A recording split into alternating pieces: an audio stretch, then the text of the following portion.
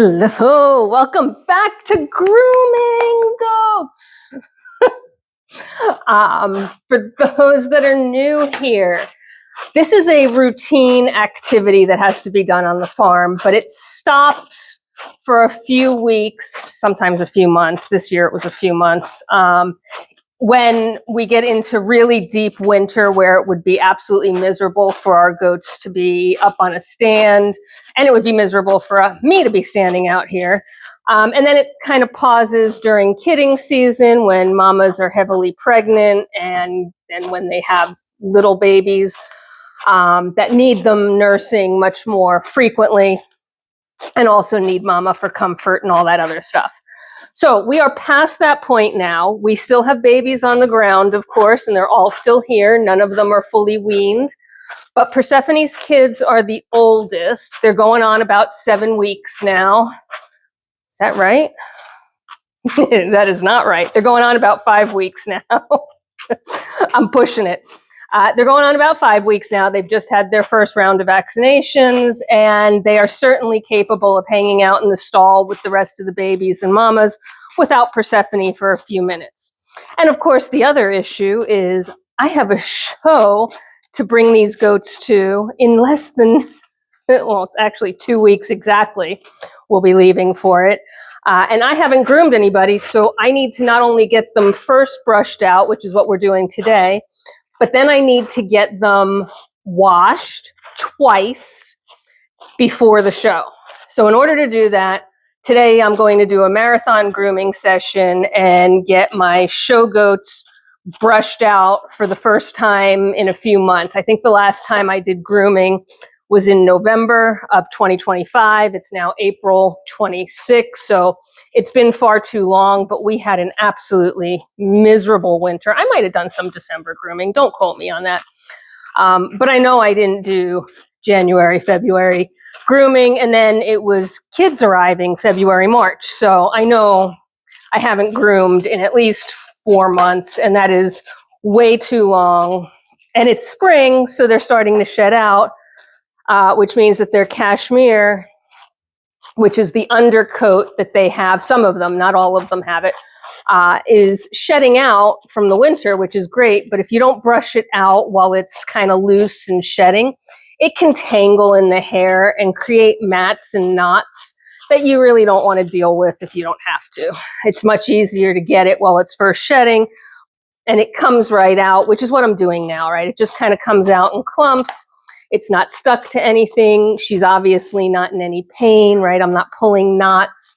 I'm just slowly working through the strands, and I'm getting out the vegetation that she's picked up. You can see on her side, I mean, Persephone is my pig pen here. She's picked up all sorts of vegetation in her coat.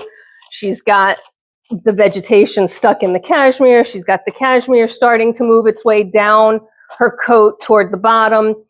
And again, at this time of the year, if you can get it out now versus waiting until she's fully shed, it makes the job 10 times easier on her and me and 10 times faster. So while I'm grooming, we typically, again, if you're new here, we typically groom, there is no we. I do all of the grooming. I say we as the collective community of you guys watching me. This grooming session will probably be a bit longer than my normal ones. My normal ones run about 10 to 20 minutes, depending on the size of the goat and what they've done to themselves in the interim. And I groom every 6 weeks, sometimes a little sooner than that, except for the time of the year when we're in dead of winter and kidding. So, sadly, that's where we're at now, and that means that they're about 1 groom overdue, and that is why it's going to take me just a bit longer, although thankfully her coat's not in terrible shape, and I'm actually able to move fairly quickly through this side. Let's hope the other side is as cooperative. So I think what I'm going to do last year, which is when I started really focusing this channel on becoming something more than just a once a year baby goat video channel. We do grooming sessions and I release them every Saturday morning. And it's just kind of a nice Saturday morning watch, right? We chat a little bit. I ramble on a little bit about whatever's on my mind, whatever's going on the farm. I did an entire Meet the Goats series, which was kind of fun, where I introduced you to each of the goats and told you their background, told you about their why they're important in my herd, why they're important in my breeding program, and really give you the overview of each of the goats. And we did that for this spring brush out grooming, which worked really well because, again, these are a little bit longer sessions and I need topics to talk about. So I was trying to think about if I should do that again with these guys. If I do a Meet the Goats series every year for our new subscribers so you don't have to go back to the old playlist, or do I just refer you back to the old playlist because if you've been a subscriber, you've heard it all before. So I'm kind of sort of in between whether I do a Meet the Goats series or not. And then this year I'm thinking, you know, you've seen me get ready for shows. You've seen me bathe goats and do that, but we really hadn't talked about what I'm doing, right? I haven't done a technique video because frankly, I don't think my technique's that good in terms of grooming. There are people that are much better at grooming goats than I am. And so I don't really feel like I'm in a position to teach. In fact, I'm still in a position that I'm learning. And every time I go to a show and talk to breeders and see what they're doing and listen to the, you know, their methods and their processes, I evolve mine. So I haven't done a technique video. I mean, you can let me know if you want to hear and see that. I do share with you the behavior. So what's happening there? Why is she squatting down and trying to get away from me? Well, one, because nobody likes to be confined and have to stand up this long. Two, she is still nursing kids, right? She just gave birth. Her rear end is, it's very tangled because of the bodily fluids from birth, the kids, you know, chewing on her hair as they try and find her teats. And now, of course, her udder is sensitive because she is still nursing. And, you know, who knows, I may have caught her right before she wanted to nurse, so she might be too full, or the kids may have just nursed her out and she might be painful because now they have teeth. And if you have ever breastfed as a mom, I have not, but if you have ever breastfed, I'm sure you can relate. So she is sensitive back here. I am trying to be also sensitive to her needs, but she's not in pain, right? She's sensitive. She doesn't like it. I don't blame her. But at the same time, it has to come out, right? It has to get brushed out. It has to get cleaned up because if it doesn't, yeah, all right. Well, you tell them. If it doesn't get cleaned up, if it doesn't get cleaned out, it will become a giant knot and a mat. And that actually is what will be painful to her, not what I'm doing now. What I'm doing now is taking all this dead hair, all the goop that has collected from the spoils of birth, and getting it out. Yes, there looks like there's some ends there, and there are. That's just what comes with the tangle. I have not ripped hair out from the root. Certainly that would defeat the purpose. They need their hair for the show ring, and she's one of my biggest prospects for the show. So trust me when I say, you know, one, I'm not making her painful, at least to the best of my ability. Do tangles sometimes smart? Sure, of course they do. You know, if you have to brush long hair, you know, sometimes you have a tangle you have to work through and it's no fun. And that's kind of the spot that I'm at now, is there are tangles back here by her udder that are pretty much created by her kids just, you know, making an absolute mess back there. And if I don't brush it out now and I were to leave it, not only would it destroy her coat, but it would also be much more painful for her in the long run. And it would end up with me having to eventually shave her. And if you've ever, heard all the horror stories of terribly matted dogs that need to be shaved down and what their skin looks like afterwards from the hair pulling into those matted clumps, you don't want that. And it's the same thing with this, situation is, we don't want it to get like that at all. And typically, again, grooming every 6 weeks, 6 or 7 weeks, it's not always an exact science, is the perfect balance of doing it with this breed of goat. If you are a pet owner and not a show goat owner and not a breeder, right, where you don't have these specific problems of, bodily fluids and babies chewing on hair coat and stuff, you can do it less frequently. The brush out is, I would call, mandatory twice a year. That's my opinion. It's not a fact. There's no written rule. But my opinion is you need to do a brush out in spring when they're shedding that cashmere, and that avoids tangles and mats, which you don't want. And will happen if you don't brush them out, right? It's inevitable that somewhere along the line, the cashmere won't fully shed out and will get stuck in the beautiful silky hair, and then it becomes a place for tangles to start to form and mats to start to form, and boom, there you go. So spring brush out to me is mandatory. Again, all of this is my opinion. It's not scientific fact. It's not veterinary fact. I am not a veterinarian. I am a goat owner and groomer, by default, not by training.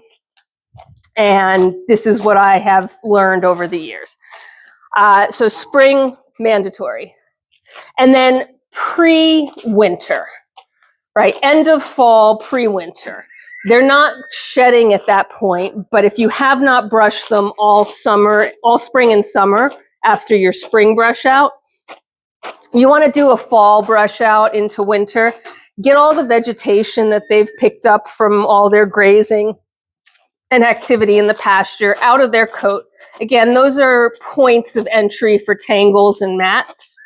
So brushing them out before winter when they spend a little bit more time maybe laying down, maybe in the stall, you do them and you a service by keeping that coat healthy, because that's what insulates them, right? If you see me rubbing my face or my nose, it's because I've got goat hair on it now and it's itching. So that's pretty constant tick that I have as I do these, because there's just little strands of hair and dander and dust and stuff floating around. And yes, my nose gets itchy. Worse, my allergies sometimes act up and I get drippy. So I'm aware I do it. I apologize if it's something that looks terrible on camera, but I look terrible on camera, so it's even. Thankfully, it's not 90 degrees today like it was yesterday, or I would be also sweating and red-faced, and that's always a fun look on camera. But at any rate, so spring and fall brush outs are are, my opinion, the most important brush outs. And if you're only going to do 2 brush outs a year, those are the 2 to do. And what you're seeing now is, the spring brush out is rough. If I hadn't done a winter brush out or a pre-winter brush out, can you imagine what this would be like? It would be no good. No bueno. It would be miserable for the goat. It would be a 2-session minimum investment, because you wouldn't be able to do both sides. The goat would not tolerate it. You would not want to be standing here with a screaming goat for 2 hours straight. Believe me, I've done it. You don't want to do it. So keep it to a manageable time investment. Do it twice a year if they're pet goats. You have to do their hooves every 6 to 8 weeks, unless you have a way for them to manage their own hooves, grind them down, right? So if you're not fully pastured and you have some cement or gravel or rock that they're constantly working on, maybe you could go a few extra weeks, but you're going to have to do their hooves. And it's just like your own fingernails or your dog nails. They just grow too long, and if they get overgrown, I mean, this is what they walk on, right? So if they're overgrown, they're not walking correctly. If they're not walking correctly, they're creating problems in their gait. And that creates arthritis or other long-term issues that you don't want. We're almost done on this side, girlfriend. I've got this one more section to do. And yes, guys, I do this in small sections, one piece at a time.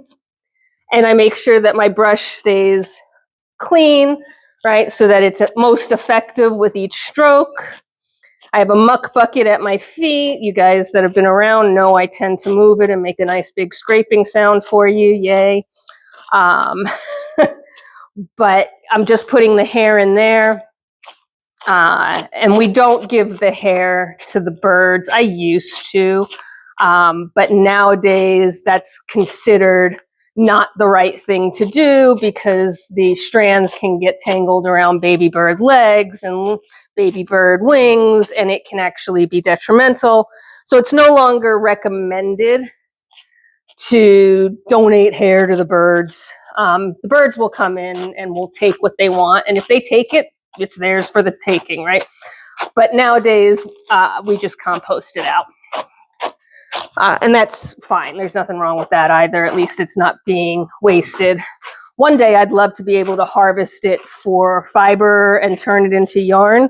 I am not a spinner in any way, shape, or form, but that is my ultimate desire for these guys, is not to just be companion animals, which they are. They're amazing pets, but to also have a purpose, and their purpose can absolutely be fiber. Their coat just needs to grow faster than it does now in order for that to be a viable option. So I am switching sides, and we are finished with that side, at least for the moment. I'm going to go back to it before this video is over, but I want to get to this side before she loses her patience and get the hardest parts done, because now once she's brushed out, it's all just touch up at that point. So you can see that where she doesn't have any shedding, and she's one of my goats that sheds sort of through the middle, but doesn't shed on her ends, which is nice. So where she's not got any shedding, it's a quick brush out. It's getting all this vegetation out of her hair. It's getting any tangles that are at the bottom, any excess bedding that's stuck, anything that may have gotten wet and peed on. She's not clean because I haven't bathed her, but she's going to feel better. And the brushing creates the stimulation for oil to distribute. And you need oil. You need moisturizing in your coat. She needs it. I need it. We all need it. So the brushing stimulates that production, and that oil production actually helps keep their coat healthier, shinier. It keeps the cashmere moving downward out of their coat and not getting stuck. So all good things. So at any rate, like I said, thankfully she's pretty easy and it's not as bad. She looks worse than it is. But this is spring brush out. Things are flying around now as I get to that point where she has some shed. And after spring brush out, winter is the next one that's important. I had already gone over that, so I lost my train of thought. We were talking about hooves before I got totally distracted with birds and hair and all sorts of other things. Welcome to my world where my brain is moving at a different speed than my mouth. Sometimes that's a good thing, sometimes not so much. So hooves have to be done every 6 to 8 weeks to protect their gait, to protect their overall bone structure, musculature, right? It would be just like you. If you decided to, I don't know, randomly for some reason let your toenails get all overgrown And then use your overgrown toenails and stuff them into stiletto heels and totter around on stiletto heels with your toenails curled under your toes. And you're going to walk differently. Things are going to be painful and you're going to walk differently. So that's what's happening with these guys. Obviously, I'm not shoving them into stiletto heels. That's a lot of cashmere.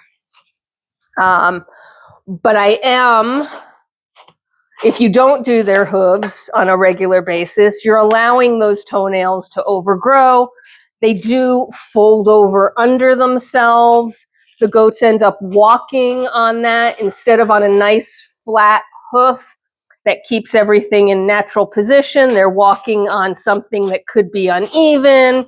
It could be overgrown on one side more than the other, and now they've got a little bit of a limp or a lean. And many of you have seen that over the year as I video the goats just walking around their pastures. And you ask me all the time, like, so-and-so has a limp. And my answer is, yeah, they don't have a limp, but I probably need to do their hooves. So I do their hooves every 6 to 7 weeks, regardless of what the temperature is, what's going on. I did do a video once showing how I do their hooves. I use an electric grinder. It's easier on my hands, it's easier on the goats, and it prevents me from cutting something too much, too far, too deep, and creating, that fun when you cut your fingernail too close to the quick and it hurts for a while.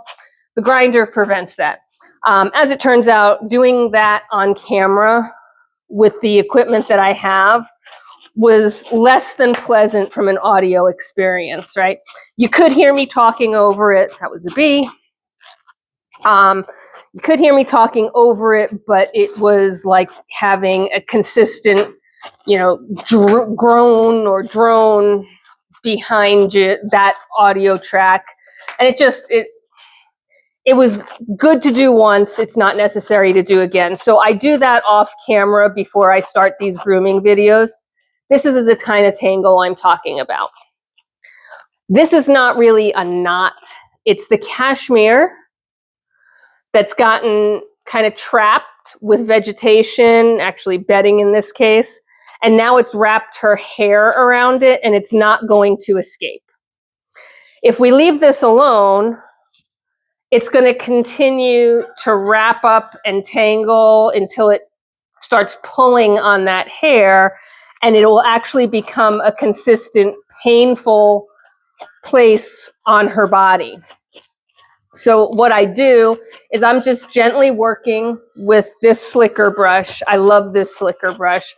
I do, generally speaking, put the links to these things, these tools, in my description box. They are Amazon affiliate links. If you do buy them, I get, a penny or two of the purchase price. It doesn't cost you any more. It just tells Amazon that you found it from me, and they give me a thank you with a couple of pennies. And that's literally what it is, right? Like, these things are not super expensive, so I am not making a fortune on my Amazon links, and I'm not offended if you don't use them. This particular brush has become my go-to. I absolutely adore it. I've used the Furminator in past, and in fact, that was highly recommended to me from a groomer. And I just, after several years of using it, I wanted to try a different tool because I didn't feel it was treating their coat the way I wanted it to. I felt like it was a little harsh on their coat, and it was ripping out more hair than it should from these type of tangles.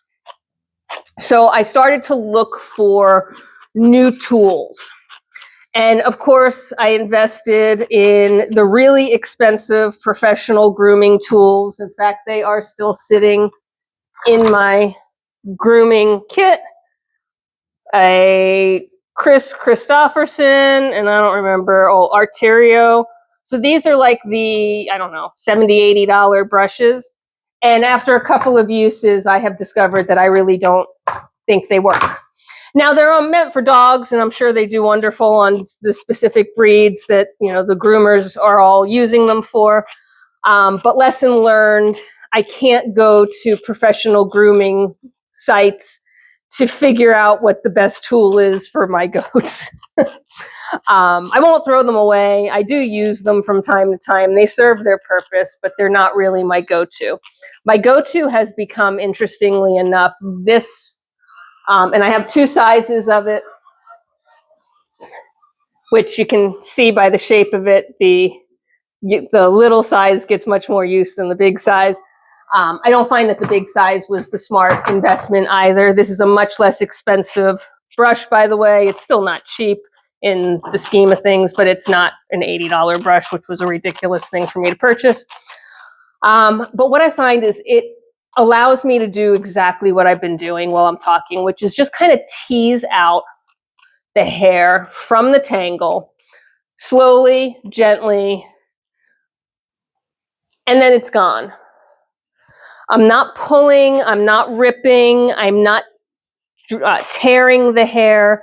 I'm literally manipulating the tangle and all the broken pieces of hair out of her healthy existing coat without her feeling it, without me making a bald spot, without me having to feel like I'm ripping hair out of her roots. I'm using the Furminator. That's what I felt. I felt like I was ripping her hair out.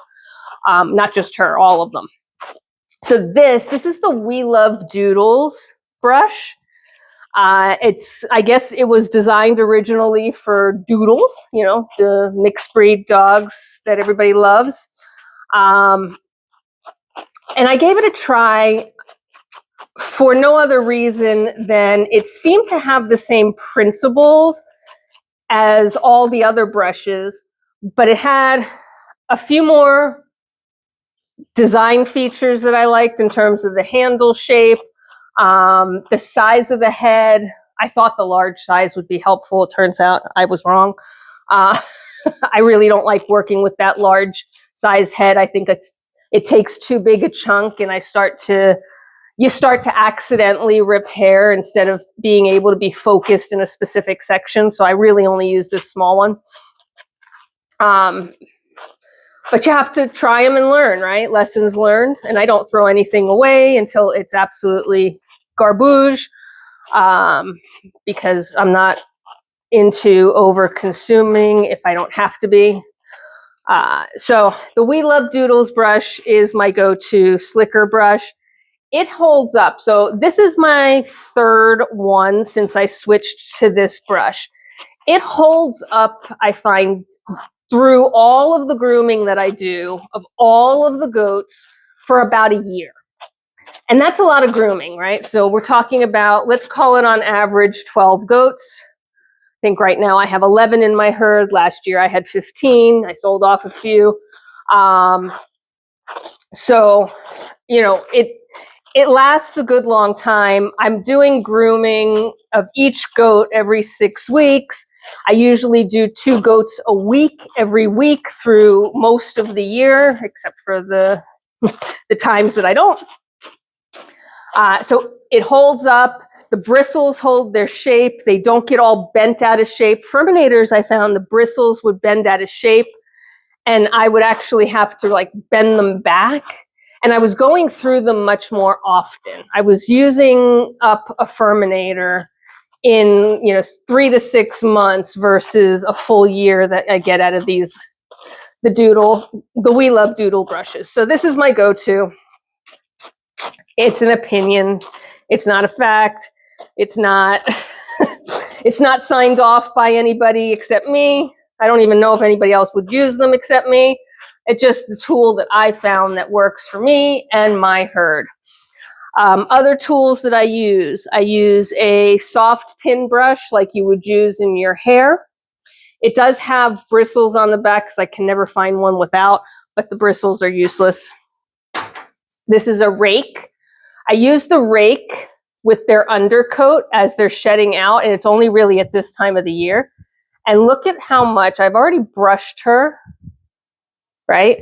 Look at how much cashmere came out from just the rake pulling from the top, now that I've smoothed the tangles out. So I will go through her hair. I still haven't finished her back end, but I'm just distracted now. And I will pull out, it's not really pulling out, I will rake out this loose cashmere from the top, and it comes out smooth and easy, and the rake pulls it perfectly. You don't really need it other than that. And then the last tool I have is a mat breaker. I very, very rarely use it. And I only use it in extreme cases where I don't have a choice, where something has gone devastatingly wrong and there is a mat that I cannot brush out with my slicker, and I don't want to just cut the hair. Usually, if there is a mat or a tangle that has gone beyond the ability to fix it with a slicker brush and some patience, then I will use a pair of scissors. That is my go-to option when the goat is not a show goat. There is no reason to torture a goat through working a mat out if it's become too tangled and too bad, unless they're going in the show ring and you need to preserve as much coat as possible. And then in which case, I will work with the mat breaker to try and loosen it up and get it into smaller and smaller chunks. And that's what this does, basically. It takes the mat and sort of breaks it into strips. It doesn't make the mat go away, but it makes it easier to tease the hair out of it and to get it to a point that it's clean and easy to remove like normal tangles are. So that's my lecture on grooming, I guess. Was completely unintended. You guys know this channel is so unscripted. I just do what I got to do and I chat away and it's kind of whatever comes to mind. And clearly, based on today's conversation, it is all over the place, depending on what moment of the grooming I'm at. I'm just about done with her in terms of the hard stuff. This is the worst of it back here, and that's what I was working on the other side at the beginning of the video, is her back end. It's also the part that, where she's most sensitive.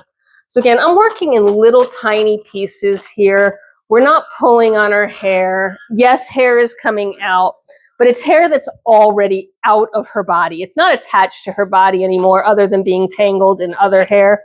I'm not pulling hair out by the roots. I am not ripping hair out of her body. Did your baby call for you? Your baby called for you. That's going to be the other problem with grooming at this time of the year is, yes, I've had her up on the stand now about 30 minutes, and she's probably needs to go back to her babies and nurse. We're going to finish her up because we're so close, and it's not going to take me that much longer. But if this is the first, I know they're calling for you. They're calling for you.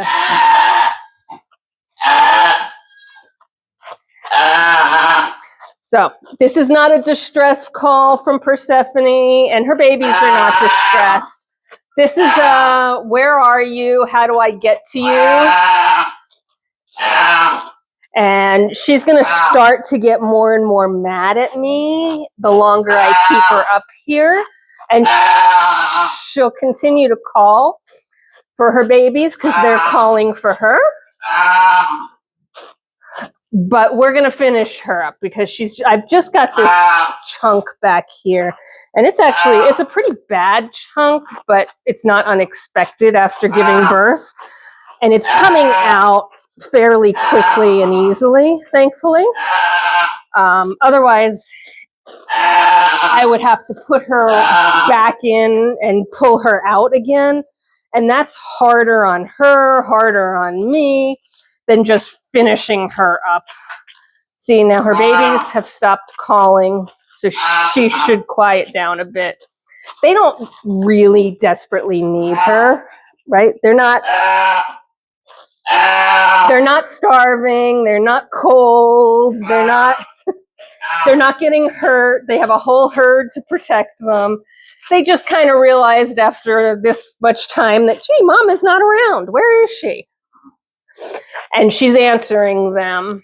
And now that they've quieted down, she's going to quiet down again. And we're going to continue to finish it up because I really do want to just get this done with her. Not for my sake, but really for her sake. She'll feel better when it's done. I'll feel better when it's done. And then I can move on to the next goat. And so you can see planning to do 3 goats in a single day at this time of the year is a bit of an ambition. But I backed myself into a corner with show registration and show prep. The show is so much earlier this year. It's used to be Mother's Day weekend. And now it became, historically, back a million years ago, it was Memorial Day weekend. And I loved that because, we would have the show on Saturday and Sunday, and then everybody would have the day Monday to recover, right? You get home, you travel home, you put your goats down, and you still have a day off of work or a day off of school. Unfortunately, the rest of the gang, and we're such a small community that we literally make decisions as a whole, but the majority of the community didn't like giving up their holiday weekend for that. So the next thing we did is we pulled it forward to Mother's Day, which is, like a 2-week pull forward, sometimes 3 weeks, depending on the year. And that was okay. It put some pressure on getting them ready because, again, we're all in the middle of kidding season, or most of us are. We've got babies, we've got all sorts of chaos going on at this early spring time frame. And it's just, it's hard to find the time to get everybody prepped and groomed for a show. It's not hard to find the time to get everybody groomed for a normal grooming, brush out, a hoof trim, but show prep is a lot more intensive. But Mother's Day was manageable. However, many of us are mothers and grandmothers and other, aunts, uncles, whatever, and you have family obligations. And then the consensus became that nobody wanted to spend Mother's Day at a goat show. And then, you start to run out of time. You don't want to have the show in April. It's too early in the season. Literally, most of us either still have goats that are pregnant or have babies that are very young, 1 to 2 weeks old, right? It's not the right time of year for show. Nobody's in show condition at that point. The body condition on the does is terrible because they just gave birth. They're nursing. They're just not in peak condition at that point. So we all know that. We don't want April shows. Forget anything earlier than that. It's too cold in the Northeast. And anything much later than May, we get into June, July, you start to compete with other regional shows. And there are people in my group, in our area, our geographic area. So, we are kind of the Northeast area that travel, and they will travel to Texas and Michigan and Iowa and Idaho and Oklahoma to do some of the shows. I certainly don't. I can't travel that often, that frequently, and be away from the farm that long. And I also just, between working and running the place, it's just not feasible to do a 12, 15-hour drive to a show, do 2 days of shows, do another 12, 15-hour drive back with the goats, and somehow still manage the household, work, the farm. Even a farm sitter, it starts to become too long, because then you're talking about, instead of, like, the show here in Pennsylvania is a couple hours away. So I leave on a Friday late afternoon. Farm sitter has to do Friday evening chores. They're here all day Saturday doing morning and evening chores. The show ends Sunday around 1 o'clock at the latest, usually. By the time we pack up and get on the road, we're home by 4 or 5 Sunday. So before evening chores. So, you know, it's Friday evening chores, Saturday all day, and Sunday morning chores, plus the afternoon break for the dogs. It's manageable. And most farm sitters will tolerate that. It's not as manageable when you have such a long distance to travel and your goats are going to be in a trailer for such a long time that you're probably going to have to spend time at the showgrounds re-grooming them. See, I won't have to do that because they're not going to get too terribly messed up in the trailer for a couple of hours. But for, you know, 15 hours or so, there's going to be pee spots and pee stains. They're going to have sat in something. There's going to be poop stuck somewhere. And so you kind of need to re-wash and groom everybody when you get there. So then if the show is Saturday, Sunday, you have to leave minimally Thursday morning to get there Thursday night at the absolute latest, so that Friday you can re-wash and groom everybody, so that Saturday, Sunday you can show them. Then what do? You leave Sunday afternoon and drive through the night. Let's assume you do that to maximize it. Then you're getting home in the wee hours of the morning, right? Probably 1, 2 a.m. at best, and that's if it's a 12-hour drive. If it's longer than that, you might not be getting home till 6 a.m. the next morning. And that is after doing a show that started at 8 or 9 o'clock in the morning. It's not a reasonable thing to do. So, you would end up having to put the goats in the trailer on Sunday because the showgrounds will close and kick you out. Then the goats stay in the trailer Sunday night, which is not a big deal. The trailer actually is just as big as the stalls at the shows, so it's really not, for us, it's not a big deal at all. They've got more than enough room to be very comfortable. You grab a night's sleep, and then you hit the road all day Monday. So then you have a farm sitter who has to be here all day Thursday, all day Friday, all day Saturday, all day Sunday, all day Monday. That becomes a lot. Most farm sitters have their own animals and have their own families and households, and spending an entire, almost a week away to take care of ours is very difficult, very challenging to find somebody that can do that. So that is why I don't do anything other than these East Coast shows. Maybe someday after I retire and I might be able to do it at a more leisurely pace and do it by myself. And, I wouldn't mind that I'm driving halfway across the country with like 1 or 2 goats just to see. That might be fun for me to do at that point in my life, but not right now, not with, burning vacation days to take off of work to get this stuff done. It's not reasonable. It's not feasible. So I don't go to all the other shows, but many of my local breeders and other show folks do. And I don't blame them at all. I think it's fabulous that they're able to do it. And I'm so impressed with some of these folks that do it all by themselves, right? They prep, they drive, they prep again, they handle, they do everything. Always so impressed by that. So with that being said, the reason that we can't go much later in the season than the end of May is because all those other shows are in the June, July timeframe. And you start to conflict with, well, which show am I going to go to? And who's going to show up at ours versus who's going to take the drive to one of the other shows. And you dilute your population of folks that are at the show, which dilutes the competition. You had to pee on the stand. Fantastic. I made you pee. We're done though. Are you done? Okay. I didn't want to go back there until you were finished. But we are finished on this side, and since I've already, now you're pooping. Fun times. And by the way, goat poop doesn't smell. I wasn't waving in front of my nose because she was pooping. I have some sort of fly that's decided to visit with me.